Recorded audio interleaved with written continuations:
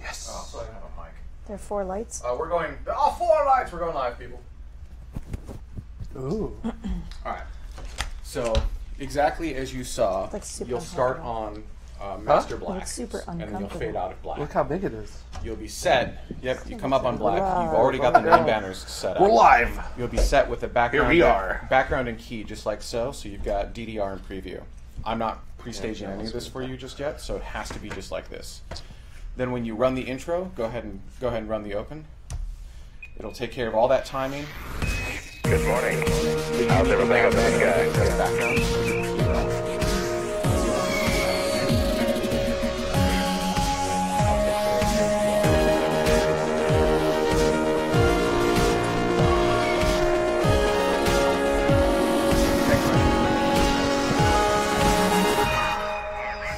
Do you want me to move that up there?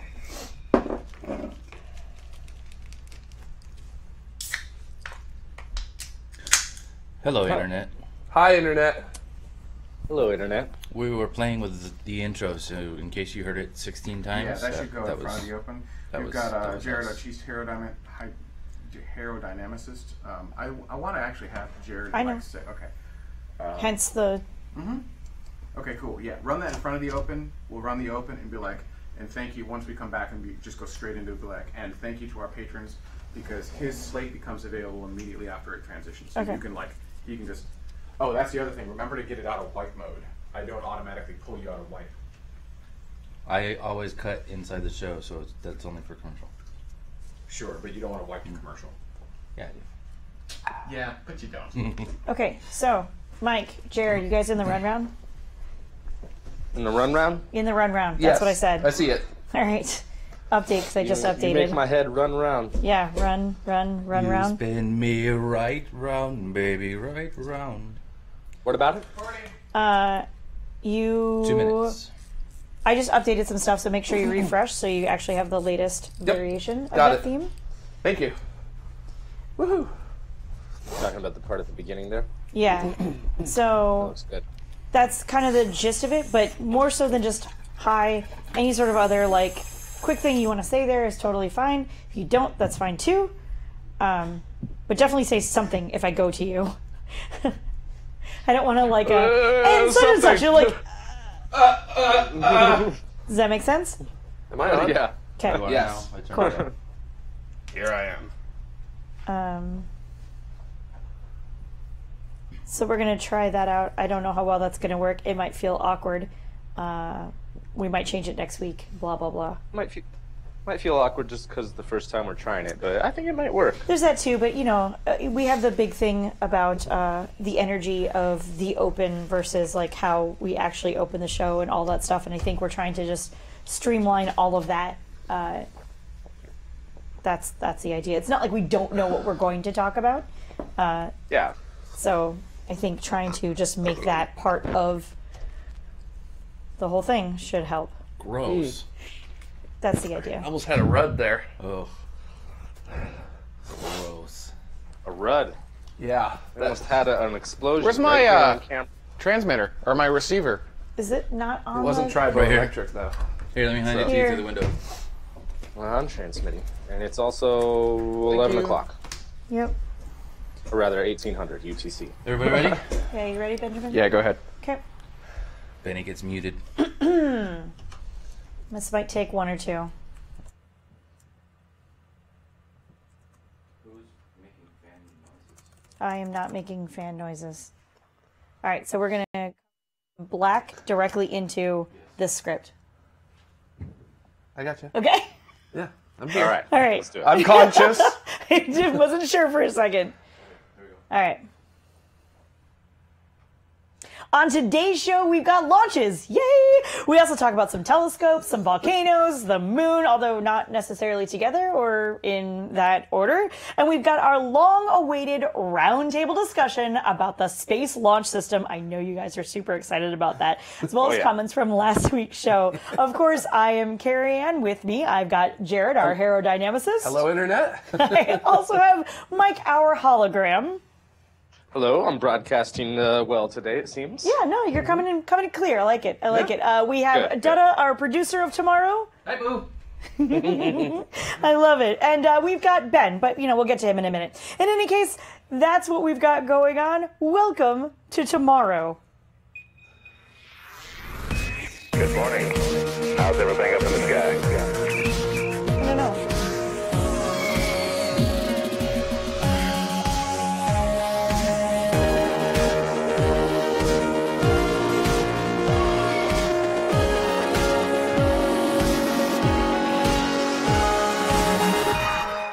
I think that's the thing, is like nobody knows what to say. Nobody knows how to introduce I'll themselves. figure out something to say. All right, or you could kind of hi internet. We're gonna try that again. Hi, Internet. I figure we've got a round table. There's no guests, so we can play with the show. Yeah, something like maybe instead of we've got a Jared. Jared, how was your week kind of thing? Just a really quick, yeah, it was good. It's good. I looked through a lot of telescopes.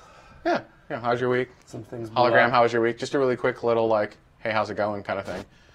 Does that make sense, or do you That's think fine. that's too informal? I don't know. Well, let's try it, and then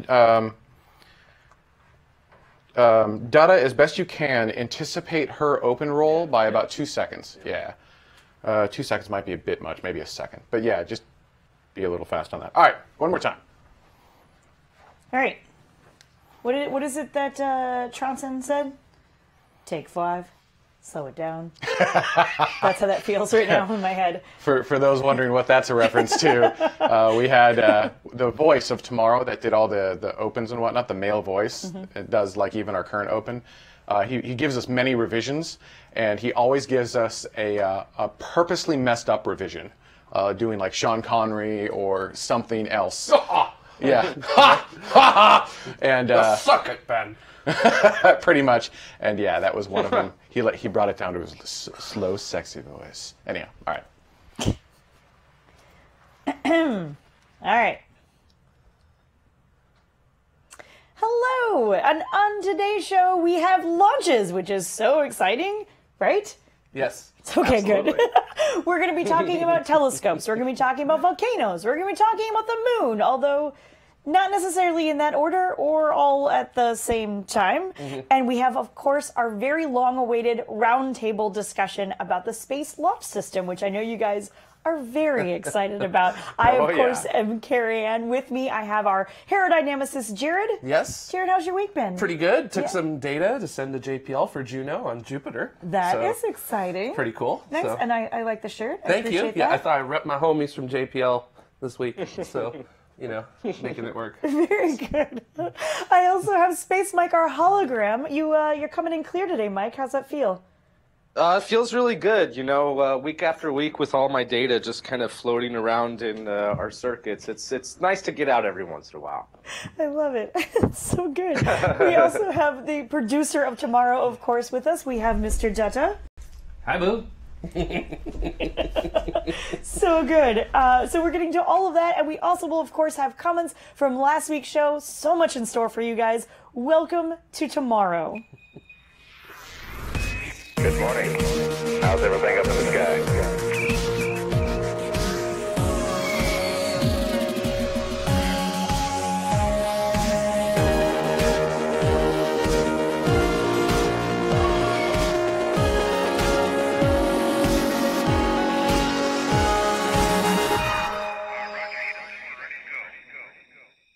Of course, we always like to give a huge thank you to our patron supporters. These people are of the escape velocity variety. These people have given us $10 or more for this particular segment of this particular episode. They get access to our Slack channel, and actually there are new rewards. So if you're interested in either becoming an escape velocity patron, or if you're just wondering what suddenly you are getting now that you didn't get before, please feel free to head on over to patreon.com/TMRO.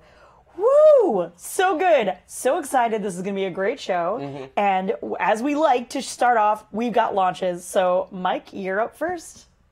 Before we get started, just so I know which launches we're covering, I think I'm a little glitchy, but what episode is this exactly? Oh, you know what? You're right. Sorry. So this is Orbit 10.27. It's okay, for July okay. 29th, 2017. Okay, now I know what I'm supposed to talk about. So, we had some really cool launches this week. And first off, this one took me by surprise. I thought it wasn't going to happen. We had an Iranian launch of their Simorgh rocket. So let's check out the footage of that. This launch, thankfully, came in really high definition, and I was really excited to see this. This was probably the best one of that. However, Hold. looks like we might have to restart. Yeah, we're holding. It's not playing, Ben. Nope, it's escape velocity with no... Are these the people who funded the Iranian launch?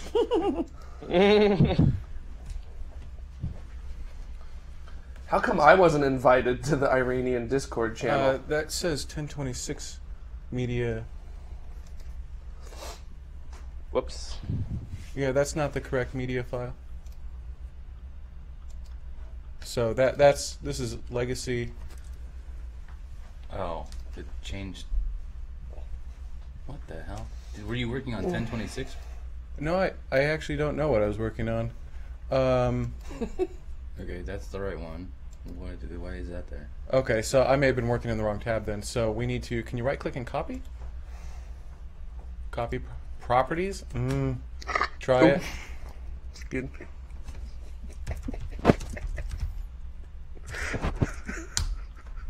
That's a good How idea. to read this one. So we're getting plenty of practice with that cold open because guess what we're going to do? I will say, and I don't know what the internet thinks. I know my mic's moved, so I'll step closer. I don't know what the internet thinks, but I like that a lot more. Yeah. That felt like a much more natural opening to the show, and I kind of like how the I really liked it. You, Jared, you liked it? Yeah. Mike, how did that feel for you? That felt pretty good. Sorry for being cheeky, for being just like, wait, which No, episode? No, that was so perfect that Yeah, I'm sad that It we're was like, it was a gonna lose really that good now. save, and actually that does bring up a good point. No, I know. Yeah. But I think you should do it going into the outro. Be like, this is tomorrow. Okay. It's being Okay, copied and pasted cool. as we Yeah. speak. You can probably close the 1026 tab if you've got that working. Ben gets nothing. Absolutely I'm nothing. too giddy? Good There day, we sir. go. Now we're No, good. there's no such thing as too giddy.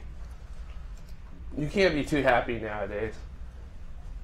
Impossible. All right. So, You want to roll a couple of those just to make sure they're rolling like the launches? Yeah, I did. Oh, okay. Never mind. Sorry. All right, go ahead. Do your thing. I'll stand here creepily in the door again, listening. Yep, that's the thing that I want to launch. Yep. And for that one, the sound doesn't start until like the 10-15 seconds in, so just go ahead and start rolling it as soon as we I start have talking complete about trust in you and your video editing abilities. I just play your stupid videos. it. Thanks. That's fair. that's a way to put it. Everybody good? I think so. All right, ready? Yeah, for now.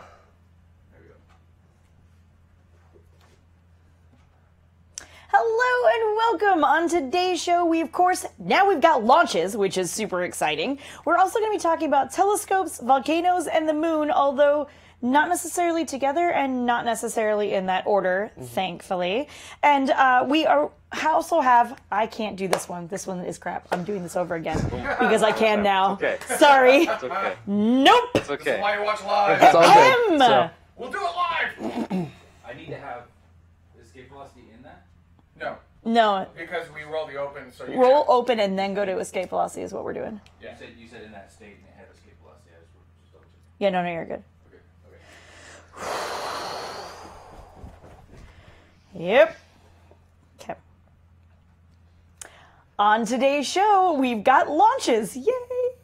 We also talk about telescopes and volcanoes and the moon, although not necessarily together. yeah, and that's true. So, not necessarily in that order, but that's okay. We also have our very long-awaited roundtable discussion about the Space Launch System, which I know you guys are really excited about. These guys are really yeah. excited yeah, about. chomping at the bit. Oh, yeah. Of course, I'm Carrie Ann, and with me I have my lead aerodynamicist, Jared. Hi. How are you? Doing good. How's your week been? Pretty good. Took some data from some telescopes to send to the Juno people at JPL. So Oh, that's really cool. I should have a lot of fun with And that. So- I noted the shirt. Yes, the Europa Clippers shirt. Of Yeah. course. I gotta rep all the homies at JPL. So you know, that's how we do it. All my today. JPL So, homies. that's right. That's hilarious. I love We're it. West Coast, anyways.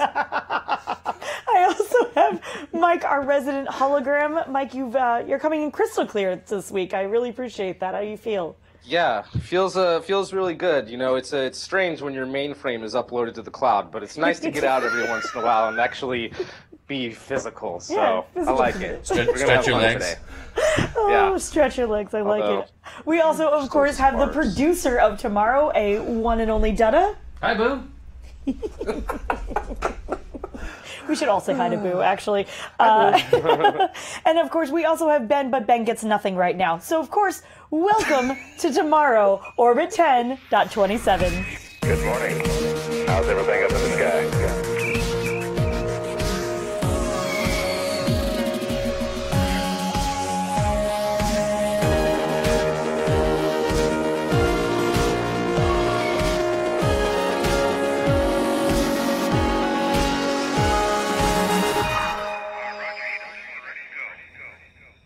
And the first thing I want to do is give a huge thank you to our Patreon supporters. These are the Patreon escape velocity variety. These people have given us $10 or more for this particular segment of this particular episode, and they get access to our Slack channel, of course, but there's actually also new rewards. So if you are interested in becoming an escape velocity, because you kind of like the reward system going on there, or if you are of the escape velocity and you kind of want to know what you get now, which is really exciting, please feel free to head on over to patreon.com/TMRO. Woo! And we've got launches, you guys. So excited. Yeah. Right? A couple of them. Lots of them. Yes, which is always amazing. So I believe, Mike, that makes you up first. Yeah, and this first one took me quite by surprise because this was an Iranian launch. I thought they weren't going to do this because of pressure they've been getting politically, but they did anyway.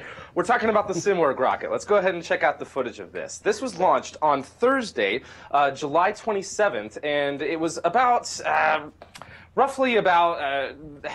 it's somewhere between 17 to 2100 UTC, so I'm not exactly sure when it launched. But this was at the Oman Khomeini Space Center, and you'll hear it take off here in just a second.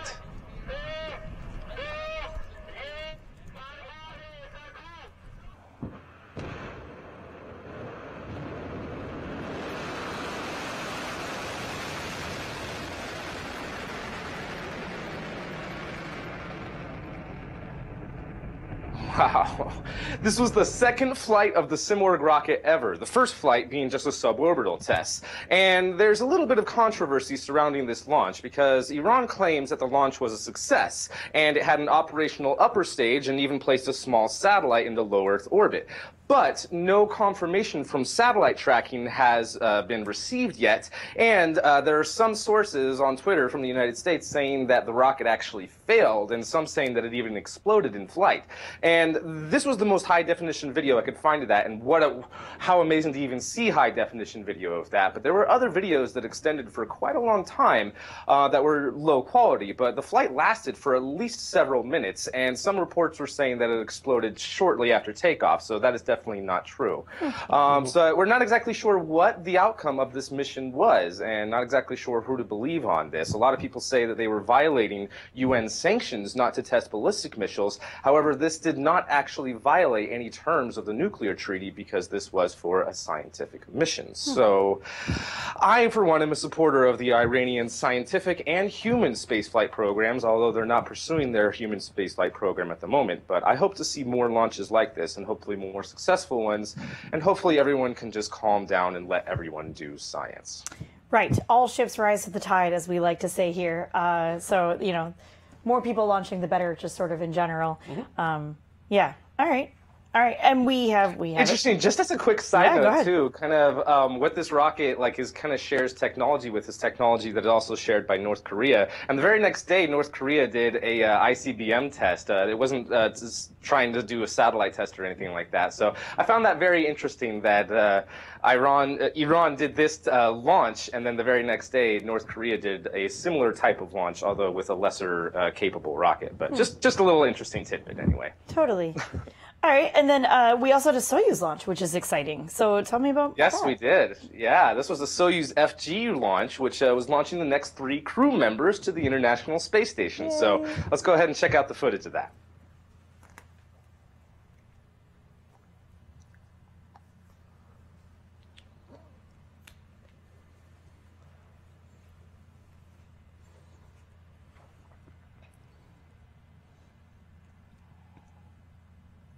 Really like that pan. Yeah, that shot is amazing. Wow.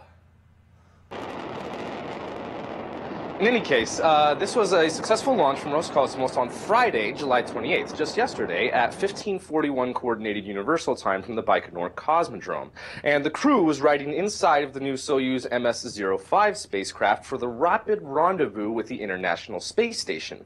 Now, on board this flight were all veteran astronauts. First from the ESA is Paulo Nespoli, and then from NASA is Randy Bresnik, and the commander of the Soyuz, the Roscosmos cosmonaut, Sergei Ryazansky. So all of them who have flown into space before, and they rendezvoused with the space station just 6 hours later. And they were able to rendezvous and dock with the space station at 21:54 Coordinated Universal Time, and open the hatch just 2 hours after that at 23:57 Coordinated Universal Time. So not only just to launch, but dock and be inside the space station all on the same day is awesome with these new rapid rendezvous maneuvers that they have. So pretty cool to see, and also cool to see a little bit better launch animation coming from the NASA broadcast for these Soyuz flights. Yeah, so no kidding, right? happy to see that. Really, yeah. But anyway, congratulations to Roscosmos and everyone at NASA and all of the International Space Station partners who are able to make these missions a success. Yay. Awesome. All right, Mr. Jared. Yes. You get a turn to speak. Yeah, I do. Finally. So NASA's thinking about a private space telescope? Yeah, they're thinking about doing something with the Spitzer Space Telescope, which is a infrared, space-based infrared telescope that we have out there. Now, it was launched in August of 2003, and it was expected to have a 5-year duration in its mission, and we're still using it, even though the helium coolant in it has run out. They're still doing what they call a warm mission, where they run it where it's cold. It's not as cold as it used to be, but it's still cold. And you have to have an infrared space telescope. Right. Yeah, exactly. You have to have it cold. Basically, your sensor has to be colder than the objects you're looking at. Okay. So that's why infrared telescopes are a little difficult. You have to keep them super, super chilled. So they want to keep it, they do have it funded through 2019, though, because they want to keep the Spitzer Space Telescope operating while the James Webb Space Telescope is in its commissioning phase. Gotcha. So they want to be able to basically look at the data between the two space telescopes and make sure that everything's working like it should. But NASA's thinking about maybe giving the Spitzer Space Telescope to someone. Either like a educational institution or even a private group that may want to use the Spitzer Space Telescope. That's really cool. So basically, you just got to bring the money to the table, which is about $11 million per year to operate it. So, which is a little bit of a chunk of change. Right. Now, the interesting thing about this is that this would not be the first time NASA has actually handed over a mission to a organization before. The Galaxy Evolution Explorer, which was an ultraviolet light telescope, it was actually transferred over to Caltech for use in 2012. So this isn't the first time NASA would do something like this, but it is definitely still a very new sort of way of handling the end of a mission. Basically, NASA saying, well, we've got this perfectly working infrared space telescope. Somebody want it? So I guess it's better than putting it on Craigslist.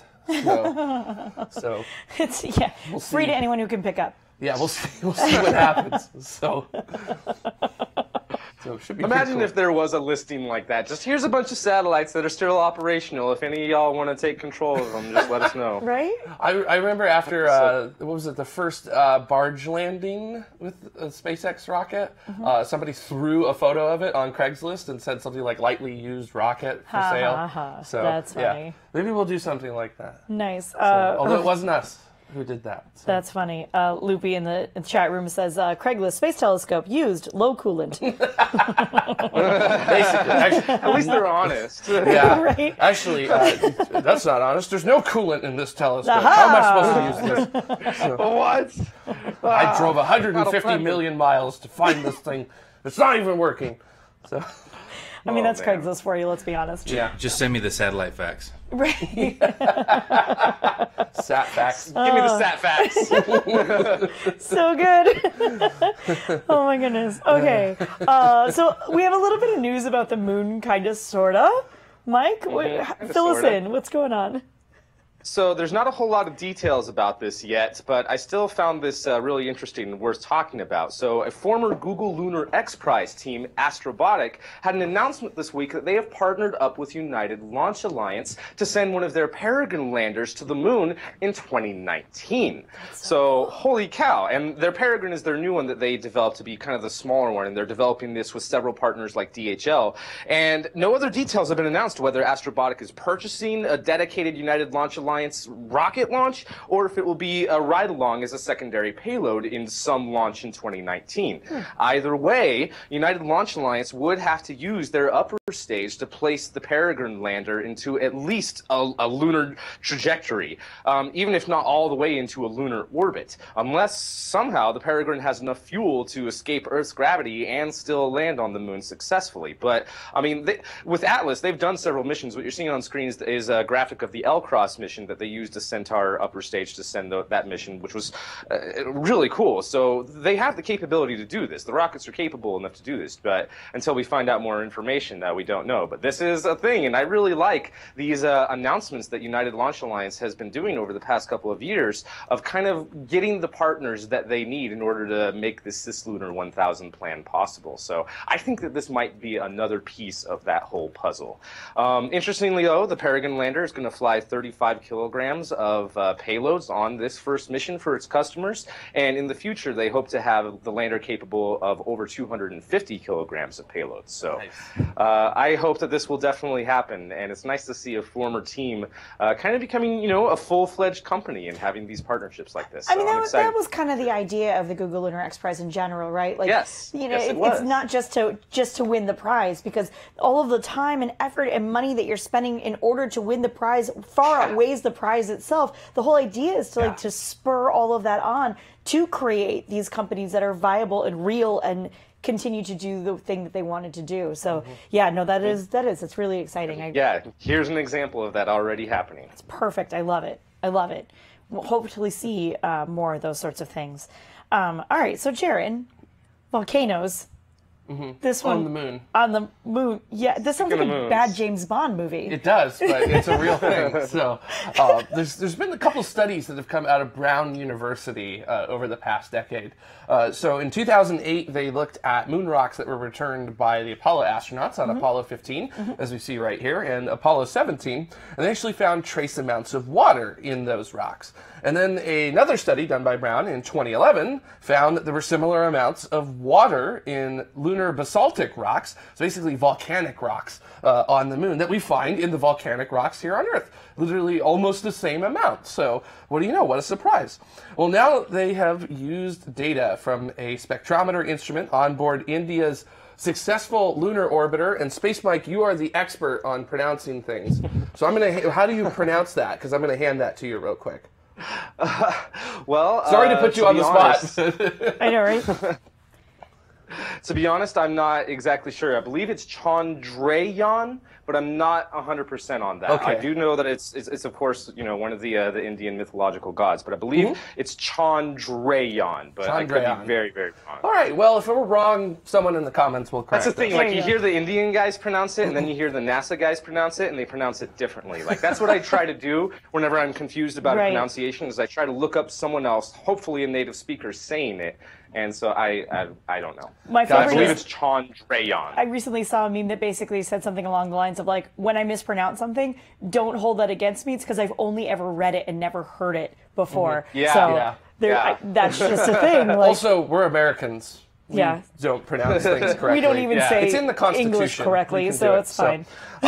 So with that orbiter, sorry. So with that orbiter, they've actually confirmed that these pyroclastic deposits, basically these very explosive eruptions from volcanoes on the moon, that they're roughly 0.05% water. So what does that mean? That means you can actually go to the moon and you can pull about 1 kilogram of water out of 2,000 kilograms of lunar regolith. So you can actually mine water on the moon. Now this is really, really important, because that means you have to take a lot less supplies with you, potentially, to the moon if you have a process that can pull the water out of the regolith and basaltic rocks that are there. So another reason to put your payload on the Peregrine lander. Right. You can see if you could pull some water out of that regolith rock that's on the moon. So really, really exciting result that's going to definitely help us in terms of any base or colonization that we're going to do on the moon. So. That's really cool. That's really, and then maybe like an evil layer in one of the volcanoes on the moon. Don't see why you couldn't. Right? So, yeah. I just can see myself as like a long-term lunar astronaut, just being just like, man, I really hope I find some water pebbles today. Basically. Man, I hope those glass beads got some water in them. I'm really thirsty. I need my water beads. Yeah. I just realized that totally probably exposed all of Ben's evil plans. Yeah, sorry, Ben. Sorry. Oops. Doggone it. Oh my goodness. All right. So, Mike, more on the totally boring but totally necessary conversation that we have to have somewhere between space and politics and where they intersect. Yeah. So the and Senate this is just a quick update, and yeah. it happened way faster than I even thought it was. The Senate Appropriations Committee voted on their budget for 2018 for NASA and some of the other science budgets as well. And so just real quickly, I wanted to go through the differences and hopefully we'll be able to move forward with this. But for the exploration program, they're pretty much in agreement with the Space Launch System and Orion programs to be funded at the same level as last year. Although there is a little bit of a difference. The Senate seemed to kind of make a compromise for the ground systems and the R&D funding. And then for the science budget, there are still a couple of large differences in the planetary science and the earth science programs.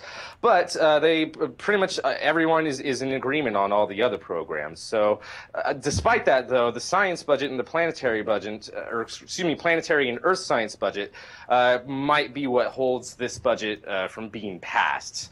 But as for everything else that I'm concerned with anyway, the Senate appropriation for the space operations is higher than what the House requested, but still less than last year. It's still good. We're still going to be able to fund the International Space Station and a lot of the programs for the Commercial Crew program, but it would still nice to have at least the same amount as what we're using right now for this year. Yeah. But in any other case, for the space technology program, they're looking to have even more money for some of the advanced programs, specifically for that advanced low-enriched uranium nuclear thermal propulsion system. The Senate wants more money funded into that program for space technology, as well as the Restore L project as well.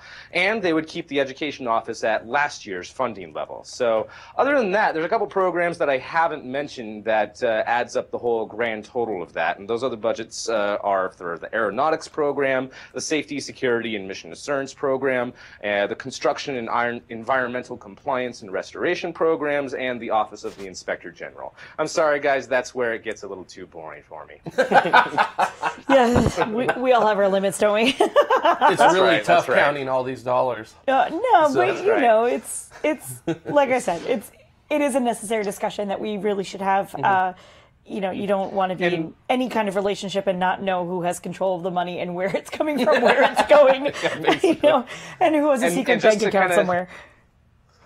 Yeah, and just to kind of to reiterate, the next step from this is whether or not there's going to be any resolutions between the White House, the Congress, or Senate.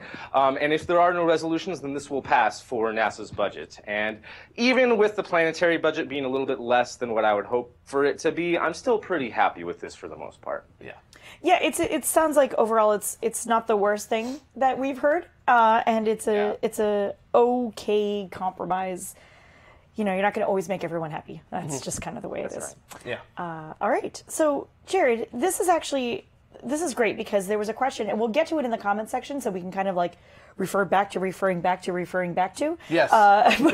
So somebody last week asked like how small you actually can make small sats, and then next thing you know, we have this story. Yeah. So tell us about this quote-unquote breakthrough for small sats. Yeah, so if you're like me, you really like to follow really advanced concepts in engineering and design and mission profiles and things like that.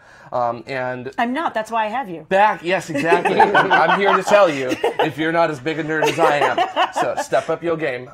So in 2016, there was a group called the Breakthrough Initiative that announced a project called Breakthrough Starshot. Starshot, which was basically to develop proof of technology for interstellar flight.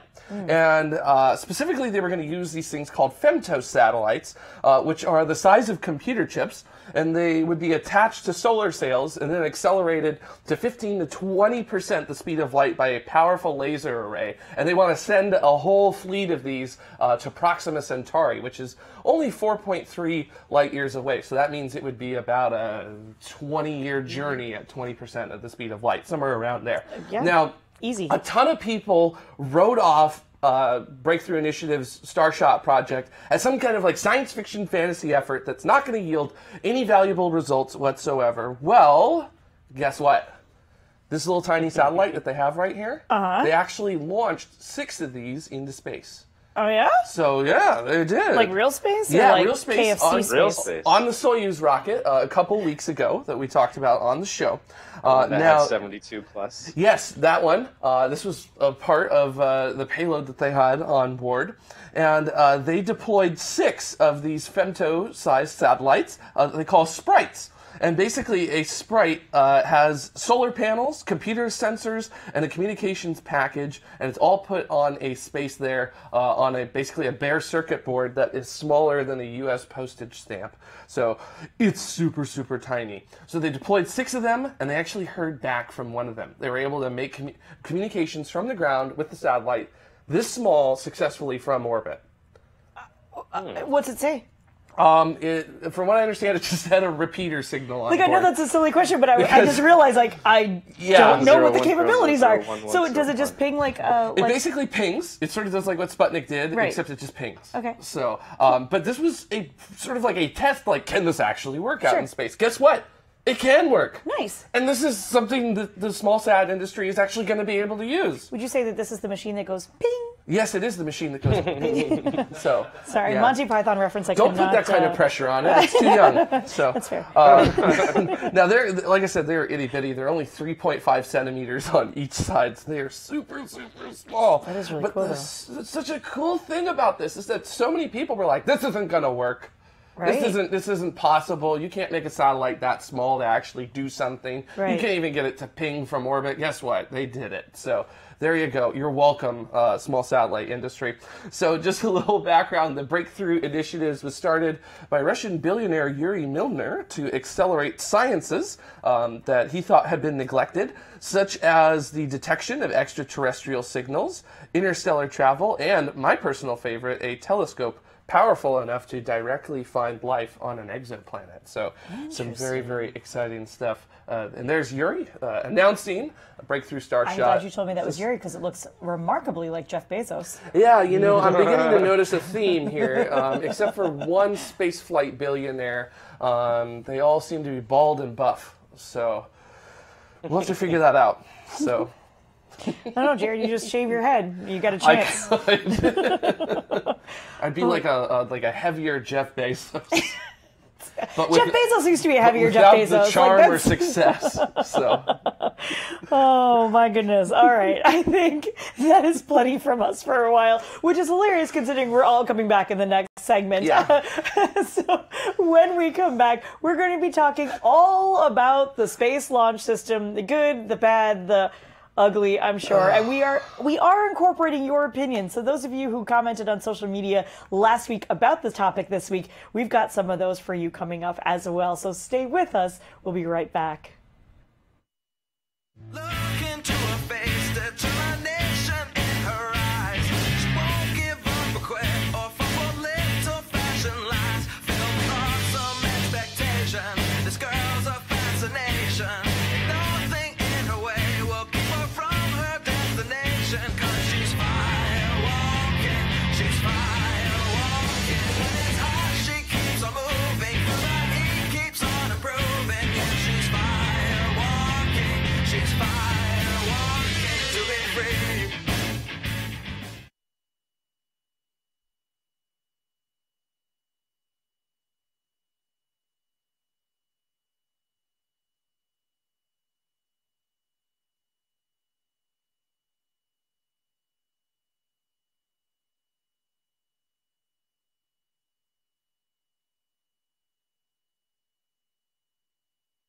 No, I think we're good. Okay. Is that framed all right? Are we framed all right on our cameras? Do you like the? All right, so I'll kind of be like this. Oh, I should move over though, like a lot. Do we need to move? Yeah, we need to move. You Mike need to come over. I need to come this way, and then I'll need to move that camera this way. Jared, you might have to tilt. Yeah, turn your significant body amount. towards the camera. I think a little and bit. then Like this? Mike needs, yeah. Mike, you need to Can you see be yourself on this side? here. Yeah, that's much better. Sorry, everyone. Just a moment to reset. This is why you watch live.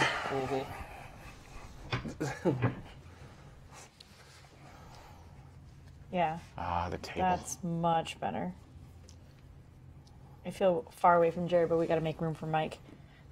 It's all good. Hologram takes space. Why you gotta make it awkward?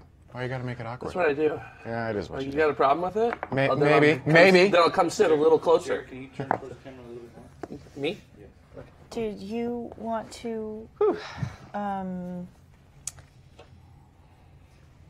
You're familiar with today's date? No. Oh yeah. No. Okay, It's fine. I just That's not our family, you know? Yeah. I mean, no. it's fine. Well, I'm always crooked. One of my legs is longer than the other.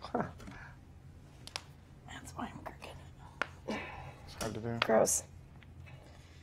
Stop. Does that help? Gross. Oh no. Uh-oh. The hologram. We've lost the hologram.